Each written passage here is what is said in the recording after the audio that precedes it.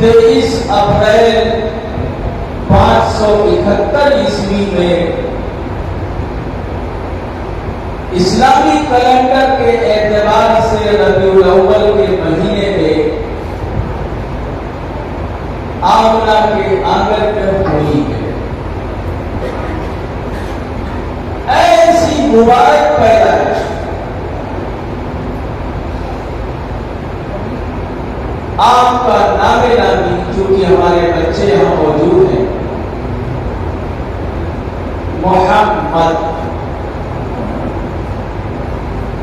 محمد کے معنی ہے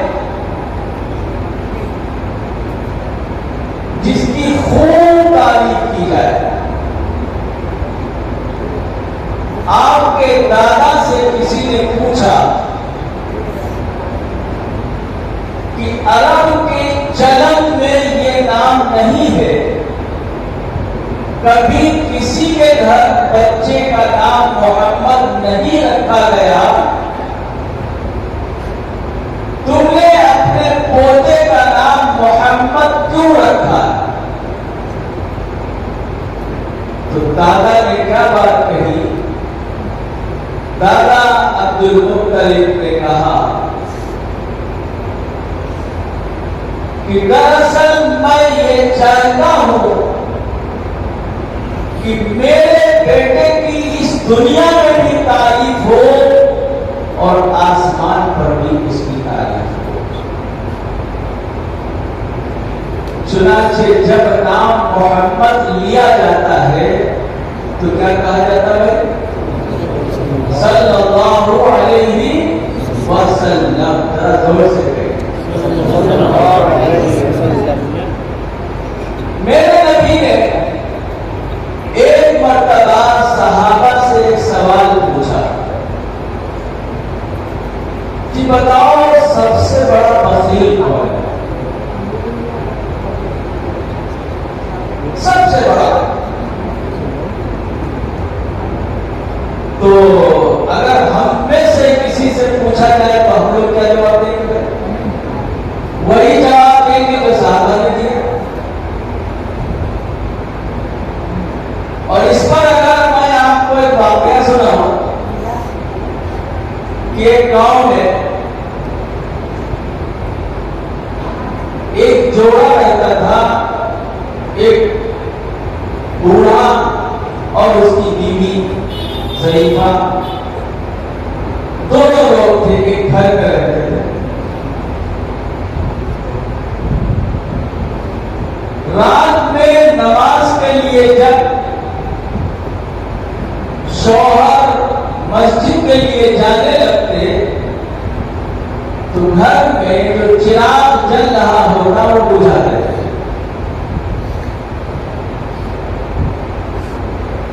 اور یہ کہتے اپنی بیوی سے کہ یہ چراغ کیوں جل رہا کہ اس میں روشنی ہو اور اس روشنی میں تم مجھے دیکھو میں تم کو دیکھوں۔ اب میں مسجد جا رہا ہوں تو روشنی کی کوئی ضرورت نہیں، تم کس کو دیکھو؟ بلا وجہ چراغ میں جو تیل جلے گا وہ ضائع ہوگا، لہذا اس کو بجھا دو۔ تو بیوی کہتی ٹھیک ہے بجھا دو۔ وہ مسجد چلے جاتے، روز کا معمول۔ ایک دن جلدی میں مسجد گئے، چراغ بجھانا بھول گئے۔ مسجد کے دروازے پہ جب پہنچے تو یاد آیا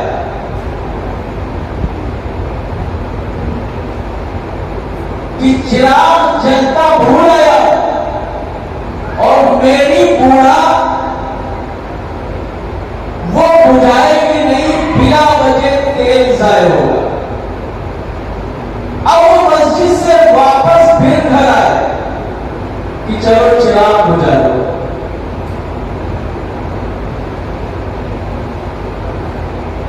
دیکھا بوڑھا دروازے پہ کھڑی ہوئی ہے تو انہوں نے پوچھا بڑے میاں کیوں آئے؟ کہا چراغ بجھانا بھول گیا تھا۔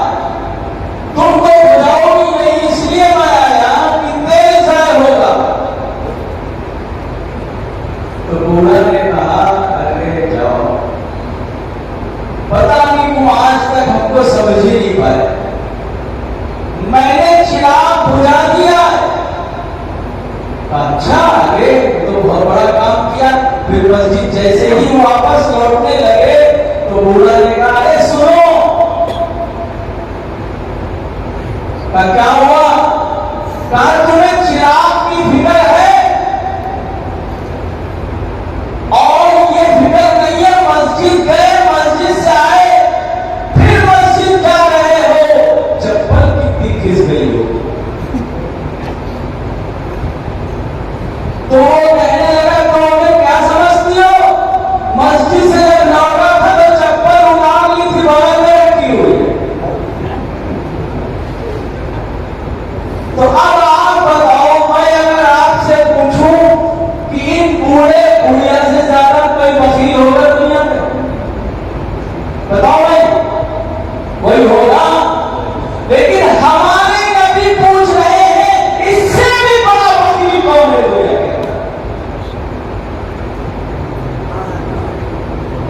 फरमाया कि वो है जिसके सामने मेरा नाम इसमें गिरानी आए और वो मुझ पर दुरूद ना करे। तो इसमें कंजूसी दुनिया में भी नुकसान का सबब और आखिरत में नफा के लिए वहां भी नुकसान। लिहाजा इसमें किसी तरह की कंजूसी नहीं करना चाहिए, क्योंकि ये जो जलसा है सीरत के उन्वान से है। सीरत का मतलब क्या है? हमारे नौजवानों की तादाद बड़ी है। मैं अगर किसी नौजवान से पूछूं कि सीरत का मतलब क्या है, सीरत किसे कहते हैं,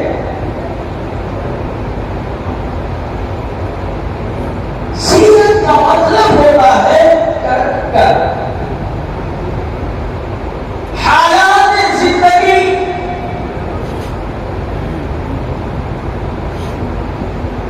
और हालात जिंदगी, यानी जब इंसान दुनिया में आ जाए, आने के बाद तो उसकी जिंदगी के बारे में पता चल सकता है। आने से पहले बाप भी नहीं जानता कि बेटा आ रहा है या बेटी आ रही है।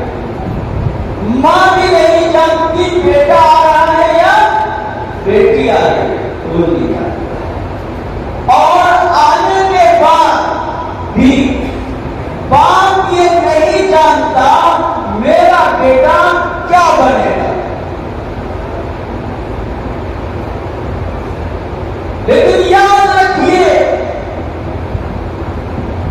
रसूल अकरम सल्लल्लाहु अलैहि वसल्लम के दुनिया में आने से पहले ही से चर्चा शुरू हो गया।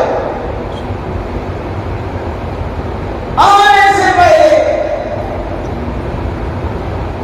आपको मालूम होना चाहिए कि अल्लाह तबारक व तआला ने जब हजरत आदम का पुतला तैयार किया और उसमें रूह फूकी, आदम जिंदा हो गए और फिर आदम को अल्लाह तबारक व तआला ने जन्नत में मेहमान बनाकर रखा।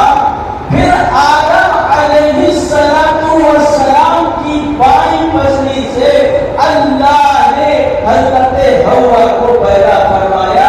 ये जन्नत में पैदाइश हुई है, वो उस जगह पर नहीं हुई है जहां आदम को पैदा किया गया। आदम अलैहिस्सलाम जन्नत में है, रहे हैं, लेकिन आदम है तो इंसान, और इंसान होने की वजह से अल्लाह ने इंसान में निस्यान रखा। गलती करेगा इंसान ही और कोई नहीं करेगा। चुनांचे आदम अलैहिस्सलातु वस्सलाम इंसान है, इंसान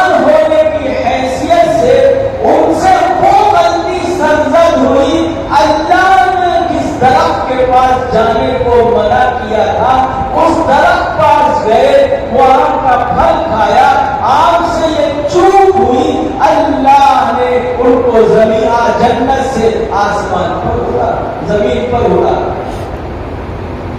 اب حضرت آدم علیہ السلام زمین پر سب سے پہلے انسان، سب سے پہلے نبی، لیکن جب اتارے گئے زمین پر فوراً چونکہ آپ نبی تھے، نبی ہونے کی وجہ سے فوراً آپ کے اندر بے چینی بڑھ گئی، تڑپ بڑھ گئی، اور آپ نے اللہ سے معافی مانگنا شروع کر دیا۔ اسرائیلی روایات کے اعتبار سے لکھا ہے کہ 300 سال تک حضرت آدم اللہ سے معافی مانگتے رہے۔ یہ اسرائیلی روایت کے اعتبار سے ہے، اگر اس کو سچ نہ مانا جائے، لیکن جب بھی ایک بڑے زمانے تک کے حضرت آدم معافی اللہ سے مانگ رہے ہیں اور اللہ کی طرف سے کوئی بھی جواب نہیں آیا۔ قرآن نے اس کو نقل کیا ہے، وَرَبَّنَا ظَلَمْنَا أَنفُسَنَا وَإِن لَّمْ تَغْفِرْ لَنَا وَتَرْحَمْنَا لَنَكُونَنَّ مِنَ الْخَاسِرِينَ۔ قرآن نے نقل کیا بھئی حضرت آدم اللہ سے کس انداز سے اور اس طریقے سے معافی مانگ رہے ہیں، رو رہے ہیں، مانگ رہے ہیں، لیکن ایک بھی حضرت عمر رضی اللہ تعالی عنہ سے یہ روایت موجود ہے، حضرت عمر سے رسول رحمت صلی اللہ علیہ وسلم نے یہ فرمایا کہ تمہیں بتاؤں کہ آدم اور میرا تعارف کس طرح سے ہوا،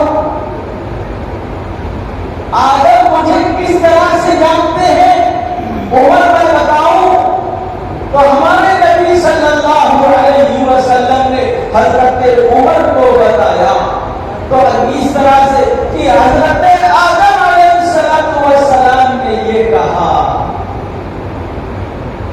اللہم انی اسألک بحق محمد ان تغفر لی، اے اللہ میں محمد رسول اللہ کا نام لے کر آپ سے مانگتا ہوں کہ میری مغفرت فرما، میرے گناہ کو معاف فرما دیجیے۔ فوراً جواب آیا، اتنے سالوں سے حضرت آدم اللہ سے رو رہے ہیں، گڑگڑا رہے ہیں، معافی مانگ رہے ہیں، کوئی جواب نہیں آیا ہے، خاموشی چھائی ہوئی ہے، ادھر آقا کا نام لیا ہے، ادھر آقا کا پیدا کرنے والا فوراً حضرت آدم سے پوچھ رہا ہے کہ اے آدم تم محمد کو کیسے جانتے ہو؟ تو فرمایا حضرت آدم نے کہ اے اللہ جب آپ نے میرے پچھلے میں بھوک پھونکی تھی، میں نے جب سب سے پہلے آنکھ کھولی تو عرش پر ایک تختی دیکھی، جس تختی پہ لکھا ہوا تھا لا الہ الا اللہ محمد رسول اللہ۔ میں سمجھ گیا یہ کوئی بڑی شخصیت ہے جسے اللہ آپ نے اپنے نام کے ساتھ جوڑ رکھا۔ فرمایا ہاں ہاں، اگر محمد کو دنیا میں پیدا کرنے کا میں نے فیصلہ نہ لیا ہوتا تو اے آدم میں تجھے بھی نہ بناتا، میں تجھے بھی نہ پیدا کرتا۔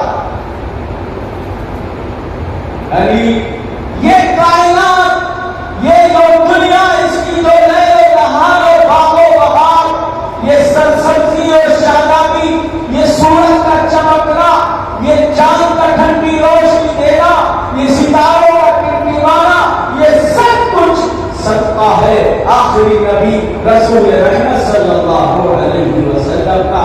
اگر آپ آئے ہوتے تو یہ دنیا نہ آتی، ہم اور آپ سب، ساری دنیا صدقہ ہے جناب رسول اللہ صلی اللہ علیہ وسلم۔ اب یہاں پر ایک بات یہ پتہ چلی کہ نبی کسی کا شاگرد نہیں ہوگا۔ حضرت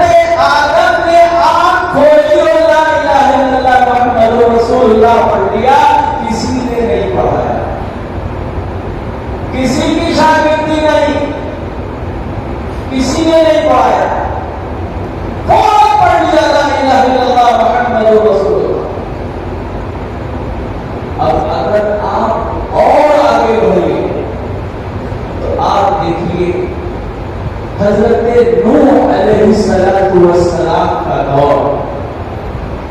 اور حضرت نوح علیہ السلام کے پاس ایک عورت آئی. اس عورت نے حضرت نوح علیہ السلام سے یہ کہا، اے اللہ کے نبی،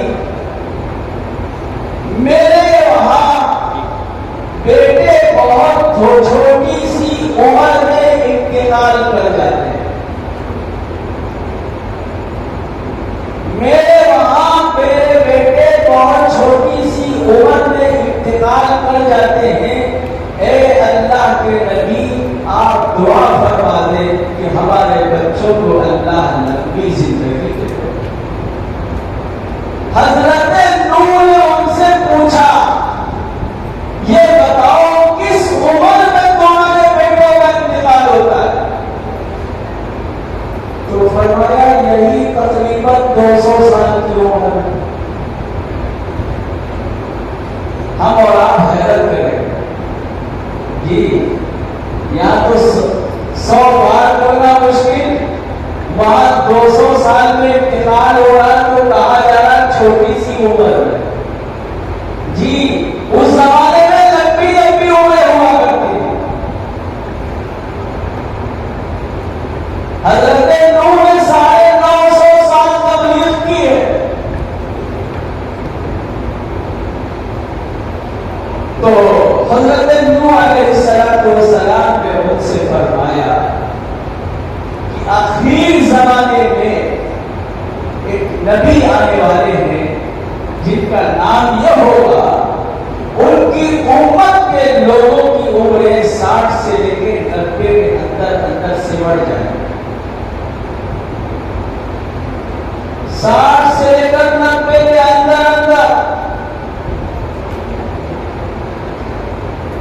تو بڑی بھی کہنے لگی، اے نوح،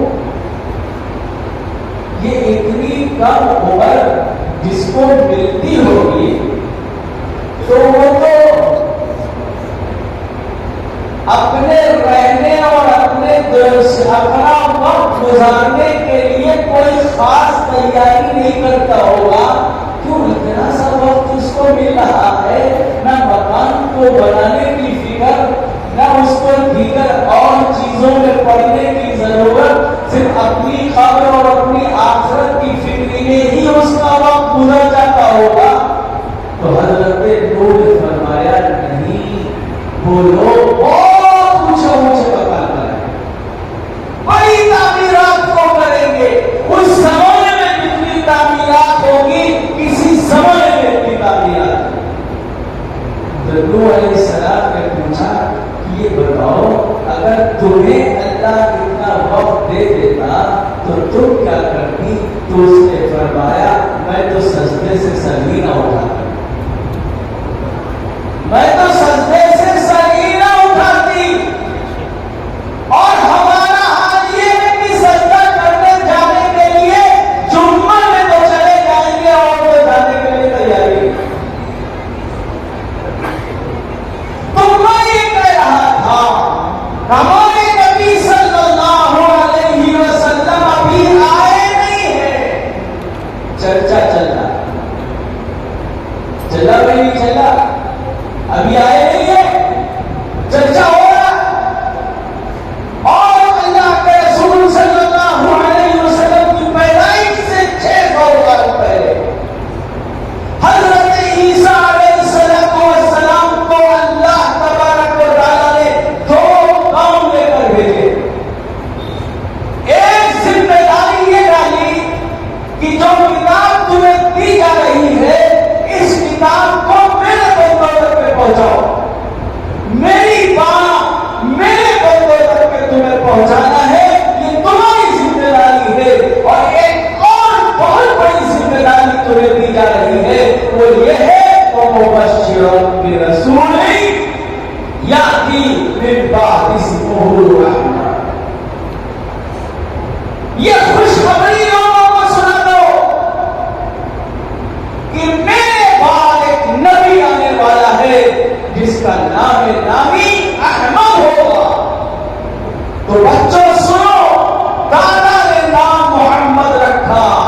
اللہ نے نام احمد رکھا، دادا نے نام محمد رکھا، اللہ نے نام کیا رکھا ہے؟ احمد رکھا۔ تو حضرت عیسیٰ علیہ السلام کو یہ ایک بڑی ذمہ داری دی گئی کہ اللہ تبارک و تعالی نے کہ جا کر یہ اطلاع کرو، لوگوں کو بتاؤ کہ رسول آنے والا۔ اب اس پر بہت کچھ لکھا گیا، وقت نہیں کی تفصیل میں جایا جائے۔ بہت سے لوگوں نے یہ بھی لکھا کہ حضرت عیسیٰ علیہ السلام کی پیدائش عادت کے حساب سے دنیا میں بچے کے آنے کا جو نظام ہے اس نظام کے اعتبار سے کیوں نہیں آیا؟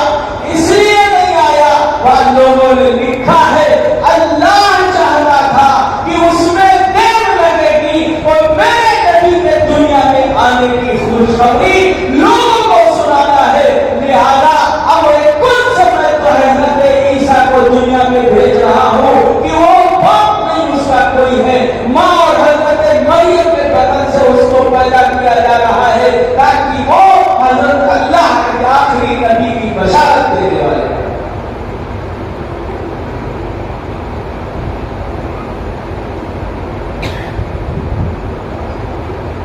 اور بھی بہت کچھ لکھا گیا، لیکن میرے بھائیوں ہمارے نبی صلی اللہ علیہ وسلم کے دنیا سے آنے سے پہلے چرچا،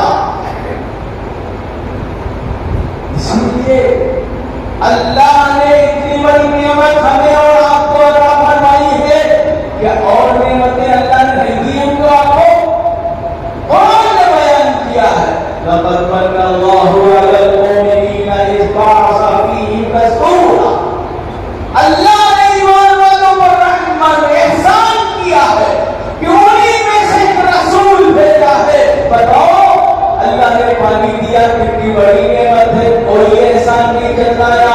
اللہ نے ہوا عطا فرمائی کتنی بڑی نعمت، کوئی احسان نہیں جتلایا۔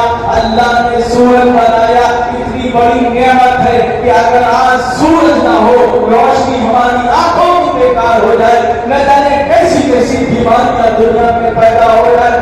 ایسے ہی اللہ نے چاند بنایا، یہ ساری کی ساری چیزیں اللہ کی بہت بڑی نعمت ہے۔ ہوا برسات کے زمانے میں جب رک جاتی ہے، امس ہوتی ہے، لوگ گھروں سے بے چین ہو کر باہر نکل جاتے ہیں، اگر ہوا بند ہو جائے تو لوگوں کا جینا محال ہو جائے۔ یہ سب اللہ کی نعمت ہے، لیکن پورا قرآن اٹھائیے الف لام میم سے لے کے من الجنۃ والناس تک، کہیں اللہ نے یہ نہیں کہا اے لوگوں میں نے ہوا دے کر تم پر احسان کیا ہے، اے لوگوں میں نے سورج کو پیدا کر کے تم پر احسان کیا ہے، اے لوگوں میں نے پانی پیدا کر کے تم پر احسان کیا ہے، کہیں اللہ نے نہیں فرمایا، نہیں کہا، لیکن یہاں احسان ایمان والوں کے لیے احسان جتایا جا رہا ہے۔ لقد من اللہ علی المؤمنین اذ بعث فیہم رسولا، ایمان والوں پہ اللہ احسان جتلا رہا۔ کیوں احسان جتلا رہا؟ فرمایا رسول اکرم صلی اللہ علیہ وسلم کو اللہ نے سراپا رحمت بنا کر بھیجا، وَمَا أَرْسَلْنَاكَ إِلَّا رَحْمَةً لِلْعَالَمِينَ، سارے عالم کے لیے اللہ نے آپ کو رحمت بنا کر بھیجا، انسانوں کے لیے بھی رحمت، جمادات کے لیے بھی رحمت، حیوانات کے لیے بھی رحمت، نباتات کے لیے بھی رحمت، جو چیزیں اللہ نے پیدا کی ہے ان ساری چیزوں کے لیے اللہ تبارک و تعالیٰ نے سراپا رحمت ہی آپ کو بنا کر بھیجا۔ تو میرے بھائیوں بزرگوں، ایسا اعلیٰ نبی ہمیں اور آپ کو دیا ہے، اور یہ فیصلہ اللہ نے کیا ہوا جتنا بار کو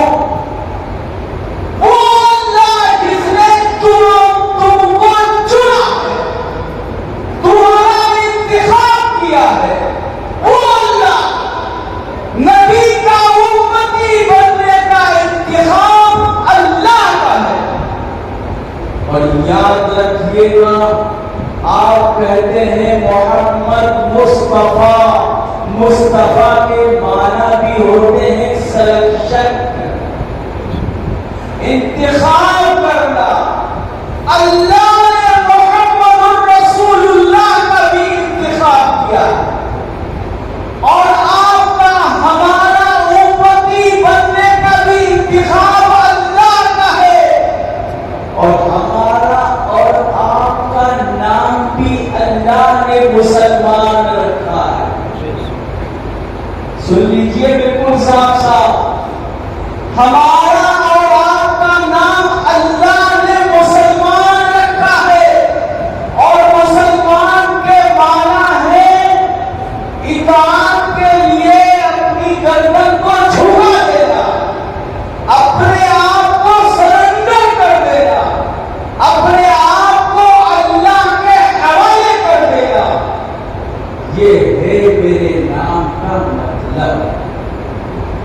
اب میرے بھائیو ذرا سوچئے، اللہ نے ایسا نبی ہم کو دیا ہے جس نبی نے اس امت کو عذاب سے بچانے کے لیے، جہنم سے بچانے کے لیے، ہدایت کی راہ پر لانے کے لیے کیسی کیسی کوششیں اور کیسی کیسی محنتیں اور کیسی کیسی قربانیاں دی۔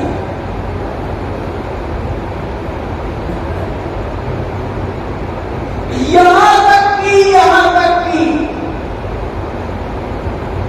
ایک موقع ایسا آ رہا ہے کہ صحابہ کرام آ کر یہ کہہ رہے ہیں، اے اللہ کے رسول، سخت بھوک لگی ہوئی ہے، اب برداشت نہیں ہو رہا ہے، پیٹ اور پیٹ پہ کوئی فرق نہیں رہ رہا ہے، اے اللہ کے رسول ذرا میں اپنا کرتا اٹھا کر دکھلا رہا ہوں، ذرا دیکھیے میں نے اپنے پیٹ پر پتھر مارا۔ صحابہ اپنا کرتا اپنی قمیض اٹھا کر دکھا رہے ہیں، میرے آقا نے دیکھنے کے بعد کوئی جواب نہیں دیا، جواب میں اپنا کرتا اٹھایا، صحابہ کے پیٹ پر ایک پتھر بنا ہوا تھا، نبی کے پیٹ پر 2 پتھر بنے۔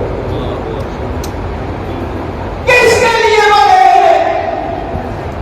کون نبی باندھے ہوئے ہیں جس کے لیے کہا گیا کہ اگر آپ پیچھا چلتے اور کے پہاڑ کو سونے کا بنا دیا جائے جو آپ کے ساتھ چلے، لیکن آقا نے انکار کر دیا۔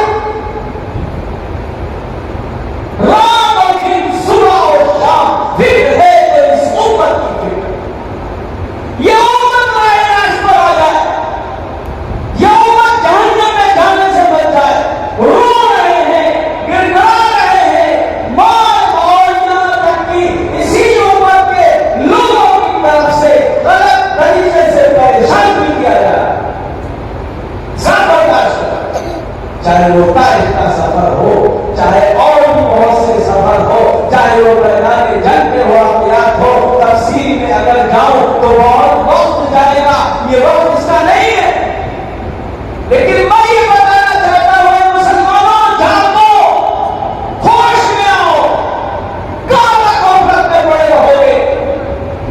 اس نبی کی برکت ہے، اس کی رحمت کے اثرات ہیں جو آج ہم پر اللہ کا کوئی برا عذاب نہیں ہے۔ وہ کیا نہیں ہم کر رہے ہیں؟ میں سچ کہتا ہوں، رونا آتا ہے امت کے حال کو دیکھ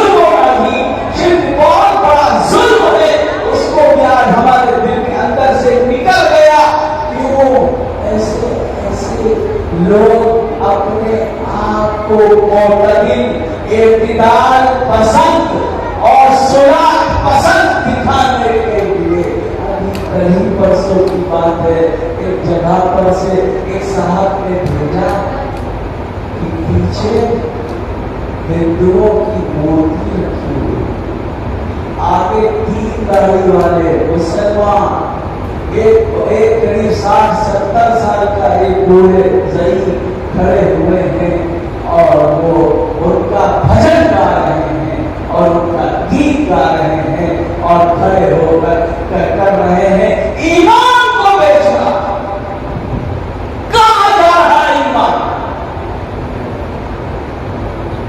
میرے بھائیوں سوچنے کی ضرورت ہے، کہاں جا رہا ہے یہ ایمان؟ کئی بار سے ہمارے کو جھلک نہیں دکھائی دے رہی۔ حضرت عائشہ آئی، کہے میرے اللہ کے رسول میرے لیے مغفرت کی دعا فرما دیجیے۔ اللہ کے رسول نے ہاتھ اٹھایا اور کہا ہے اللہ عائشہ کی مغفرت فرما۔ عائشہ خوش ہو گئی، نبی مغفرت کی دعا کرے خوش نہیں ہوگی؟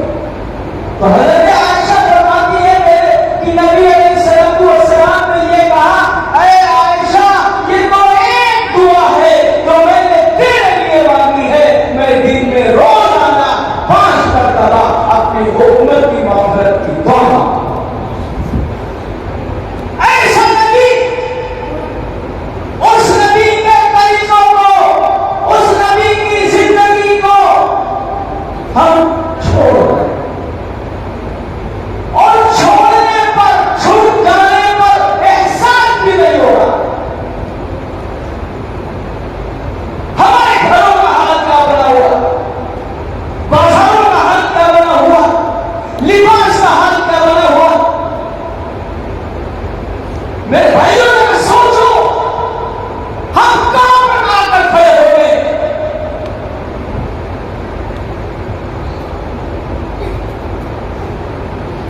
پورے طریقے سے جو ہمارے دشمن یورپ کلچر وہ ہمارے گھروں میں حاوی ہو چکا ہے۔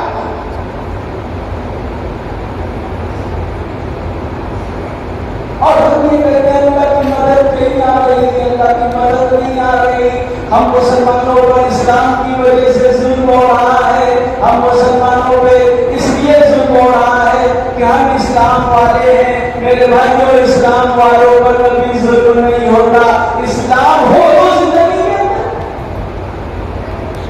اللہ کی مدد آئے گی، ہم ہو تو اس میں کیا ہے اللہ کی مدد آ گئی، کیا ہے ہمارے کاروباروں کے حالات اچھے نہیں ہو رہے۔ اس لیے میرے بھائیوں ہم نے ترقی کی وہ راہ اختیار کی ہے جو راہ، جس راہ سے نبی نے ہم کو ہٹایا تھا، اس راہ کو چھوڑ دیا، اس راہ پہ ہمارے نبی نے ہم کو لگایا۔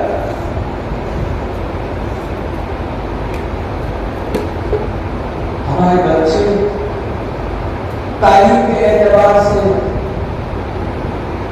اور اگر آپ دیکھیں دین کے اعتبار سے اسکول میں پڑھنے والے بچے کتنا دور ہوتے جا رہے، کتنا دور ہوتے جا رہے۔ میرے بھائیوں ہم اکثر اپنے وہاں دیکھتے ہیں، میں نے اکثر یہ بات کہی بھی لوگوں سے کہ اے مسلمانوں تمہارے گھر کے جو بچے رات میں سونے میں دیری کرتے ہیں تو اماں کہتی ہیں بیٹا جلدی سو جاؤ، صبح اسکول جانا ہے۔ میں کہا جاتا ہے جب بچے اماں کی بات نہیں سنتے تو اماں کہتی ہیں ابا سے دیکھیے آپ تو فکر ہی نہیں کرتے، مجھے بھی کھیلا صبح اس کو اسکول جانا ہے۔ بھائی ہوتا ہے نہیں ہوتا، بتاؤ بھائی ہوتا ہے، ہوتا ہے، لیکن کیا کوئی ماں اپنے بچے سے یہ کہتا ہے بیٹا جلدی سو جاؤ صبح فجر میں ہو جائے؟ اسکول کی دعوت دی جا رہی ہے اور فجر کی نماز میں سنایا جا رہا ہے۔ اے مسلمانوں تم اپنے اعتبار سے اپنے بچوں کی تربیت یوں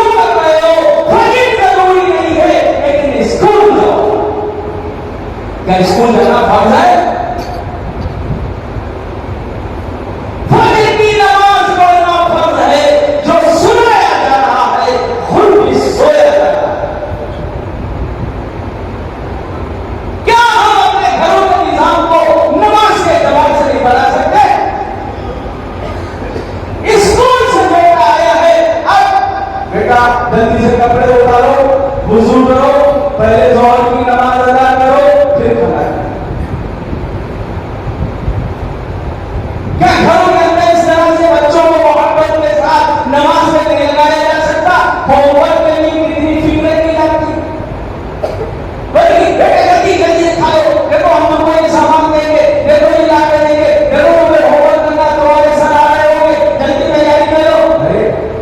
کیا ہم یہ نہیں کہہ سکتے بیٹا دیکھو جلدی جلدی وضو کرو اور نماز پڑھو، نماز پڑھ رہے اللہ ناراض ہوگا، اللہ غصہ ہوگا، یہ ٹافی اللہ دیتے ہیں، یہ چاکلیٹ اللہ دیتے ہیں، کھانے اللہ دیتے ہیں، پیسے اللہ دیتے ہیں، تو اللہ کے آگے سب میں جھکاؤ گے، نماز ادا نہیں پڑھو کرو گے تو اللہ ناراض ہو جائے گا، نہ ٹافی دے گا، نہ چاکلیٹ دے گا، نہ کھانا دے گا، نہ تمہیں کھیلنے کا سامان دے گا، اور یہ سامان سب تمہیں جو ابا کے ذریعے سے ملتا ہے، ابا کو اللہ اس لیے دیتے ہیں کہ تم نماز پڑھو۔ بھائی ہو سکتا نہیں ہو سکتا؟ کھانا کھانے کے وقت بچہ جیسی ہاتھ میں گلاس دے رہا، بیٹا پانی پینے سے پہلے پانی کی سنتیں بتاؤ۔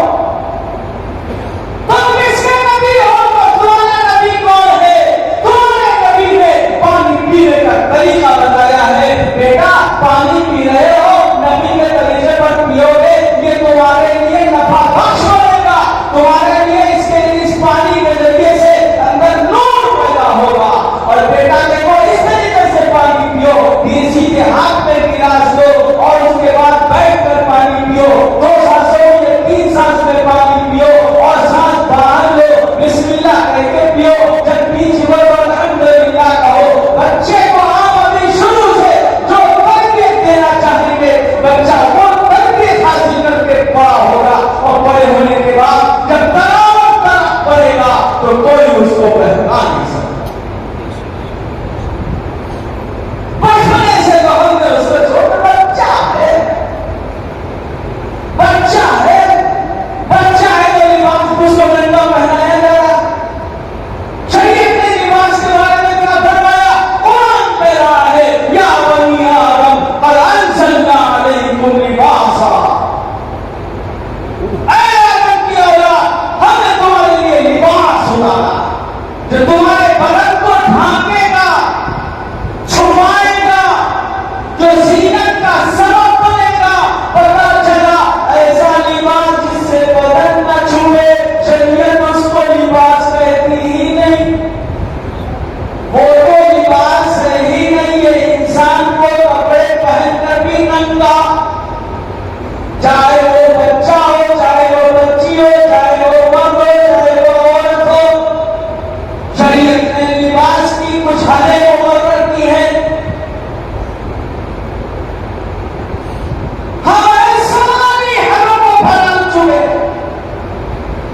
7 سال کی، 8 سال کی، 10 سال کی بچی ہو گئی ہے، ابھی بھی اس کو فراق کو چٹی پہنائی جا رہی ہے۔ اے مسلمانوں، ناجائز ہے، اور یہ حرام لباس پہناؤ گے، کہاں سے اللہ کی رحمت گھروں میں اترے گی؟ میں اس لیے کہہ رہا ہوں کہ یہاں اگر آپ کی کوئی بات سمجھ میں نہیں آئے گی تو آپ کو سمجھانے والے موجود ہیں۔ صدر کس کو کہتے ہیں؟ مردوں کا صدر کیا ہونا چاہیے، عورتوں کا صدر کیا ہونا چاہیے؟ میرے بھائیوں یہ سب چیزیں ہیں جنہیں معلوم کرنے کی ضرورت ہے۔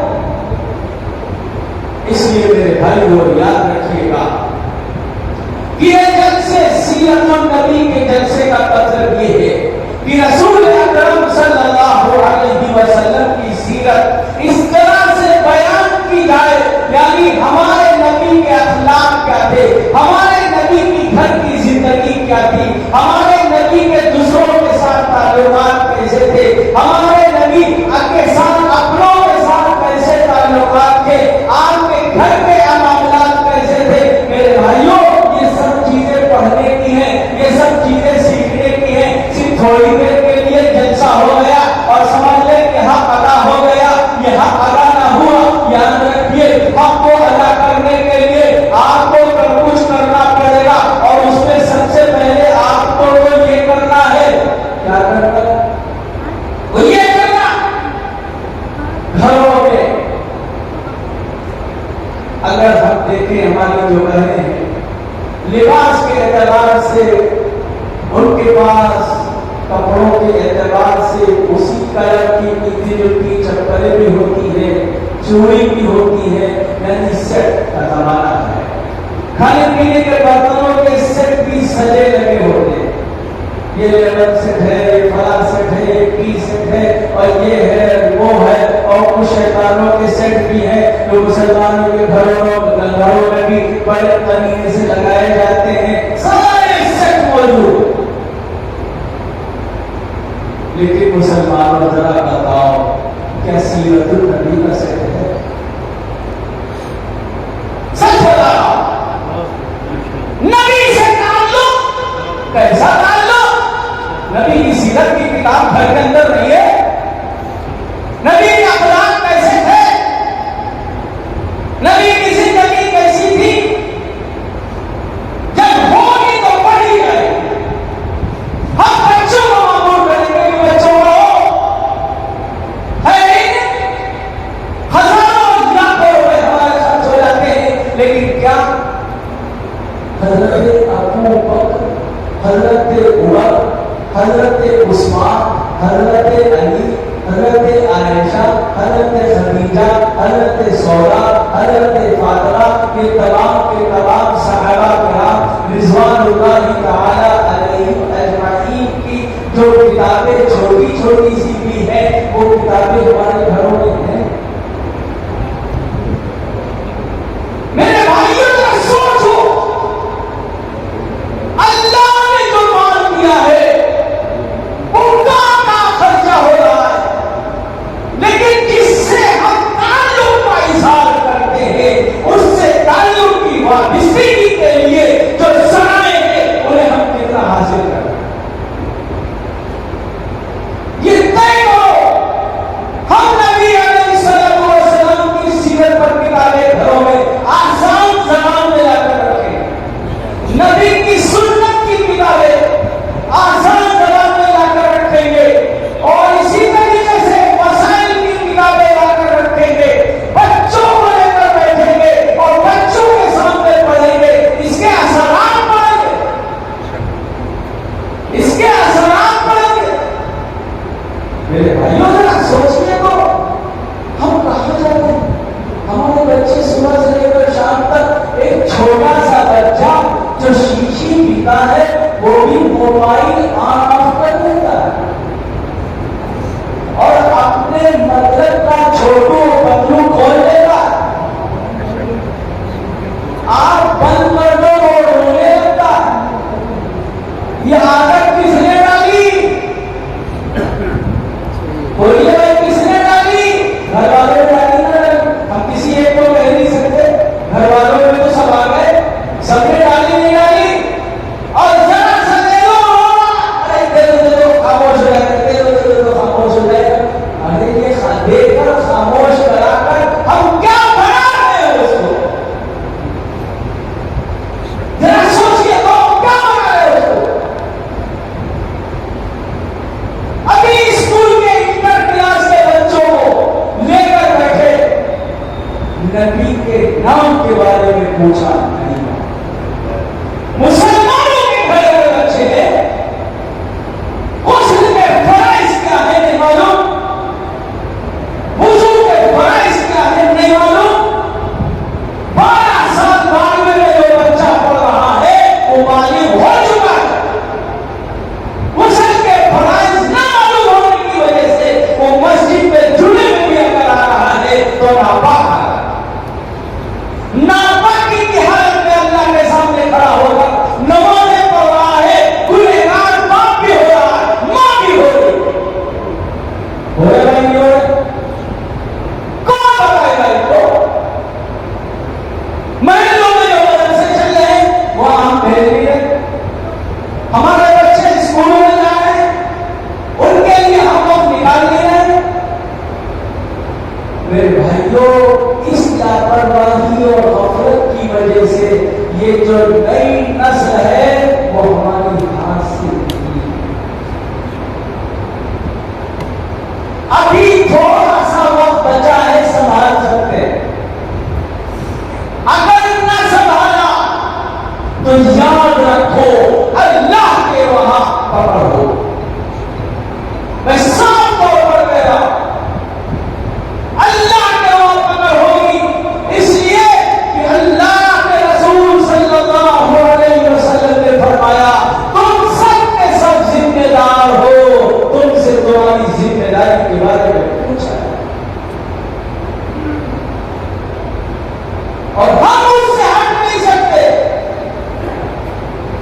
لہذا حالات کچھ اتنے بگڑ گئے ہیں، اتنے بگڑ گئے ہیں کہ ہماری بچیاں ایمان چھوڑ کر بے ایمانوں کے ساتھ نکاح نہیں دوڑ پھیرے کر رہے ہیں۔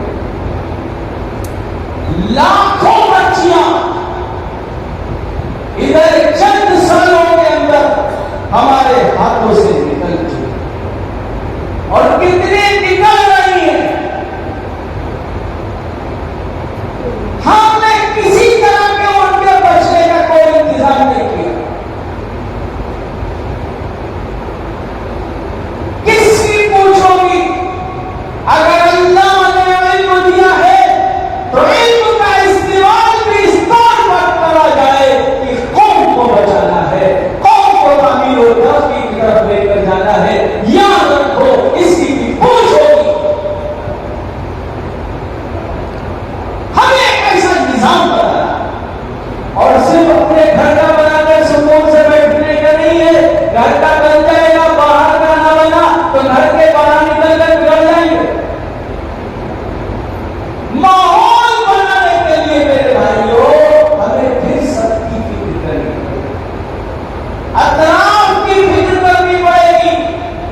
ایک بادشاہ تھا، اس کے بعد ایک نجومی آیا اور اس نے کہا بادشاہ سلامت، ایک ہوا چلنے والی ہے جس کو وجہ نہیں وہ پاگل ہو جائے۔ بادشاہ لوگ فوری طور پر کسی کی کہی ہوئی بات کو سمجھ لیتے اور وزیر کو بلایا، دیکھو یہ بات آ رہی ہے، کہا ہو سکتا ہے وہ کہہ رہے ہیں تو صحیح ہوگا، کیا کرنا چاہیے، ہم لوگ بن جائیں۔ بادشاہ نے کہا، وزیر نے بادشاہ سے کہا بادشاہ سلامت، کیا آپ کے پاس تو ذرا ہے ایک کنواں کھلوا دیجیے گہرا، ہم اور آپ نیچے چل کے بیٹھ جائیں، ہوا چلے گی سب کو لے جائے اور جب ہوا چلی جائے گی ہم لوگ باہر نکل جائے۔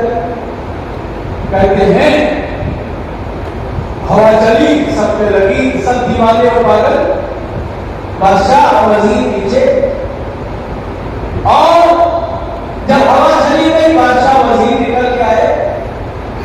اب بادشاہ وزیر جب اوپر آ گئے تو اب جس کو جو حکم دے رہے بادشاہ تو تالیاں بجا رہا ہے، کود رہا ہے، دیوانہ ہو گیا۔ تو بادشاہ نے وزیر سے کہا غلط فیصلہ ہو گیا۔ کہا کیا؟ کہا کچھ گڈھا نہیں کھدوانا چاہیے تھا، ہم کو بھی ہوا لگ جاتی، پاگلوں پر حکومت پاگل ہی کر سکتا، ہمیں بھی ہوا لگتی تو ہم بھی پر حکومت کرنا آسان ہو جاتا۔ اب یہ میری ماننے کے لیے تیار نہیں ہے تو ماحول کا اثر ہوگا۔ جب ماحول بنے گا دیندار، ماحول بنے گا ایمانی، ماحول بنے گا رسول اکرم صلی اللہ علیہ وسلم کے مطابق کپڑے پہننے کا، پینٹ پہننا منع نہیں۔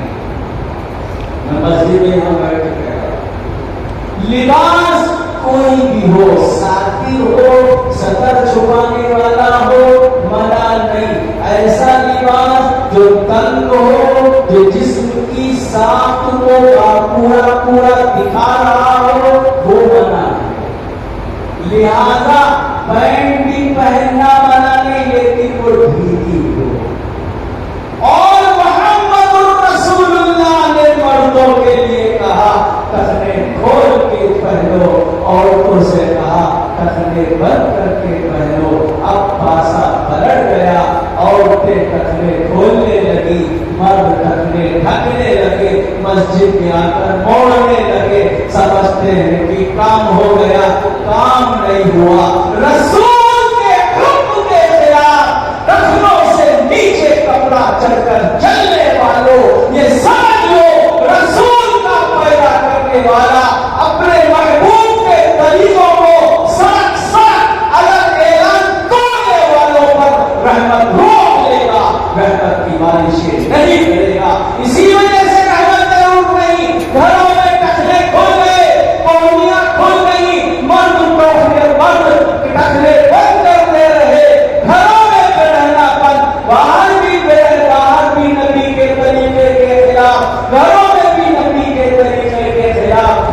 سے رحمتیں ہوتے ہیں۔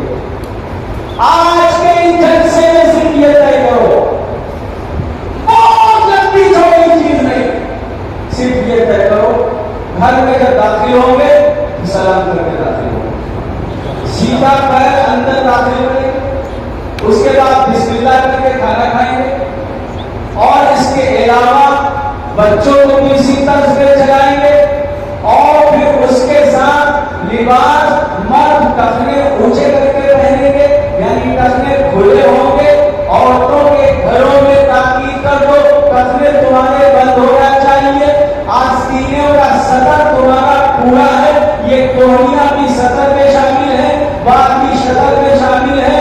اگر بڑی لڑکی بلوغت کے حد تک پہنچ رہی ہے یا 7-8 سال کی بچی ہو گئی ہے تو اب اس کو پورا ساتھی والا لباس پہنایا جائے، اور اسی کے ساتھ ساتھ یہ فکر کی جائے کہ اگر اس کے خلاف ہے تو گھر کے مردوں کی جب نگاہ ان کی سوئی پہ پڑے گی تو مرد بھی بھولے گا۔ تو یہ گناہ ہماری آنکھوں کا گھرانہ ہوا، کہاں سے روحانیت آئے گی، کہاں سے چہروں پر عورتیں آئیں گی، کہاں سے برکتیں اتریں گی؟ ان چھوٹی سی چیزوں کو لے لو، یاد رکھو چھوٹی سی چیز کو ہارون رشید کی بیوی زبیدہ کی مغفرت اللہ نے کر دی، نہر بنائی پکڑو گے،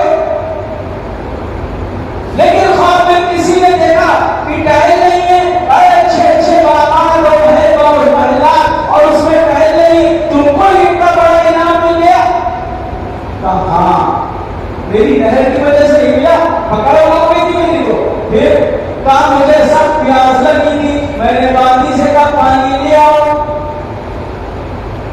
باندھی پانی لے کے آئی، ایک دم سے مؤذن کی صدا بلند ہوئی، اللہ اکبر اللہ اکبر، نماز کی اذان ہونے لگی، میرے کان میں جب گئی، میں نے گلاس رکھ دیا اور اذان کے الفاظ دوہرائے، پھر دعا پڑھی، پھر اس کے بعد میں نے جب پانی پی لیا تو یہ عمل میرا اللہ کو اتنا پسند آیا، مجھ کو بلا کر یہ کہا گیا ہاں یہ عمل تم نے میرے لیے کیا تھا کہ اے زبیدہ میں تیری مغفرت اس عمل سے کر رہا ہوں، تو چھوٹے چھوٹے سے عمل پر آ جاؤ، اللہ بڑے عمل کی توفیق دے۔ میں بڑے عمل کی قربانی کے لیے نہیں کہتا ہوں، ابتدا سے تو چلو اوپر، پہلی سیڑھی سینے پر رکھو گے، پہلے سینے پہ قدم تو اوپر چڑھ پاؤ گے، اور ایک دم سے اوپر قدم رکھنا چاہو گے قیامت پھٹ جائے گا اور نیچے گرو ہوگا، نہیں ہوگا۔ اسی طریقے سے دھیرے دھیرے گھر کا نظام بناؤ، خود بھی بڑھو، دوسروں کا نظام بناؤ، اذان ہو گھر کے اندر کوئی امام نہیں، سب رک جاؤ، دکان پر کسٹمر سودا بیچ رہا ہے، اذان کی آواز آنے لگی، ایک دم سے کسی بہانے سے رک جاؤ، اذان ہو گئی، اذان کے الفاظ ہو سنو، دعا پڑھو، رسول کی سفارش ہوتی نہیں ہوگی اس کے ساتھ، جو اذان کی آواز سن کر دعا پڑھے گا، اللہ کے رسول صلی اللہ علیہ وسلم اس کے لیے سفارش فرمائیں گے نہیں فرمائیں گے؟ اتنی سی چھوٹی سی بات پر یہ کام نہیں چھوڑا جا سکتا ہے، رسول کی سفارش ہو گئی، میرا بیڑا پار ہو جائے گا، رسول کی سفارش نہ ہوئی چاہے کتنے بڑے ہم ٹھیکیدار بن کے جائیں ہم پھنس سکتے ہیں۔ تو میرے بھائیوں بزرگوں بہت بڑے کام نہ کرو، چھوٹے چھوٹے سے کام، بچوں کی تربیت کی فکر کرو، روزانہ بچوں کو ایک سنت سکھاؤ، ایک فرض سکھاؤ، ایک واجب سکھاؤ، بس یہ فرض ایک واجب ایک سنت، گھر کے اندر ہر شخص کو بٹھا کر ایک فرض ایک واجب ایک سنت یہ سکھاؤ۔ کوئی مشکل ہے بھائی؟ کوئی مشکل نہیں۔ بچہ جب دھیرے دھیرے 30 دن کے اندر 30 فرض ہو گئے، 30 دن کے اندر 30 واجب ہو گئے، نماز کے اعتبار سے اگر نماز میں 30 واجب ہے گی، نماز میں 30 فرض ہے گی، تو نماز کے فرض کتنے دن میں آ جائیں گے؟ 13-14 دن کے اندر نماز کا فرض بچہ سیکھ لے گا۔ ہم ایک دن بیٹھ کے 13 فرض اس کو سکھا رہے ہیں، نہیں یاد کرا وہ چھاپا نصیب ہے، یہ پڑھانے کا طریقہ محبت سے بہت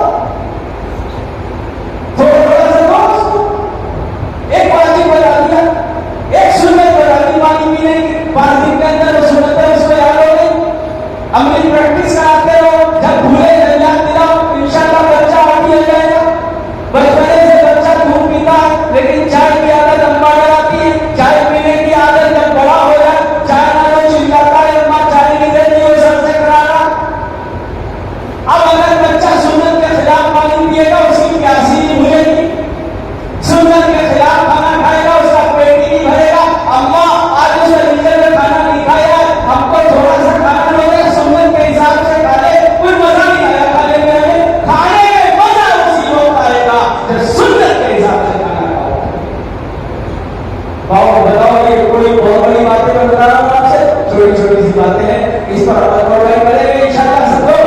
अपनी मस्जिद के इतबार से फीड करिए, मस्जिद के मदरसे की फीड करिए, यहाँ आपके बच्चे आ रहे हो, दीन सीख रहे हो, ऐसे ही घर के अंदर एक निजाम बनाइए, बच्चियों को घर के अंदर लेकर बैठकर उनको सिखाइए। जो बाप सिखा देगा, जो माँ सिखा देगी, दूसरा उतनी आसानी के साथ नहीं सिखा देगा।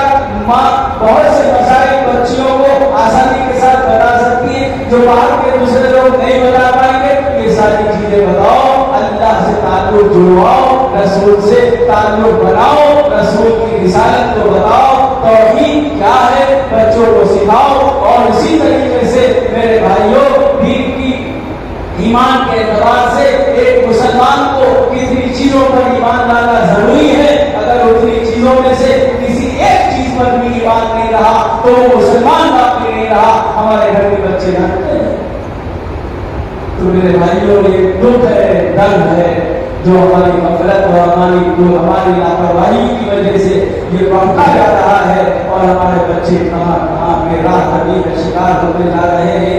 दुआ करेंगे अल्लाह तबारक व तआला हम तमाम मुसलमानों को जिन्हें अल्लाह ने अक्ल शऊर अता फरमाया है, वो अपनी इस जिम्मेदारी को और समझकर और उस जिम्मेदारी को निभाने का कबूल करवा। अल्लाह से जैसे को कबूल करवा, हम सबके बैठने को कबूल करवा, हम सबके बैठने को कबूल करवा। हमारे जो यहाँ मदरसा चल रहा है, जो भी दीन की खिदमत हो रही है, बच्चियों के लिए दीन की तालीम का जो निजाम है, बच्चों के लिए जो निजाम है, मालिक ऐसे ही अपने फजल से हमें तौफीक अता फरमा कि हम तालिबों के लिए भी तालीम का इंतजाम करें, उन्हें सही कुरान पढ़ने वाला बना दे, उन्हें सही दीन सीखने वाला बना दे। मालिक अपने फजल करम से आखिरी नबी के सदक़े में जो जिम्मेदारी तूने तमाम उम्मतियों पर डाली है, मालिक उस जिम्मेदारी को हम सबको पूरे तरीके से उस पर चलने वाला बना दे। मालिक हमारे अखलाक को संभाल दे, हमारे मामलात को दुरुस्त करवा। अल्लाह हमारे मामलात को दुरुस्त करवा, बरकत वाली सहूलत वाले लोग जिंदा करवा, जो बीमार हो वो शिफा अता फरमा, जो परेशान आ उनकी परेशानियों को दूर करवा। मालिक हम मुसलमानों में इत्तेहाद पैदा करवा, हम मुसलमानों में आपसी इख्तिलाफ और निज़ाम को दूर करवा। मालिक अपने फजल और करम से रसूल अकरम सल्लल्लाहु अलैहि वसल्लम से सच्ची मोहब्बत पैदा करवा, आपके एक तरीकों पर चलने वाला बना। मालिक आपकी जिंदगी को मालिक अपनी जिंदगी बनाने वाला बना। मालिक अपने फजल और करम से हमारी दुआओं को कबूल करवा। रब्बना तक़ब्बल मिन्ना इन्नका अंतस समीउल अलीम।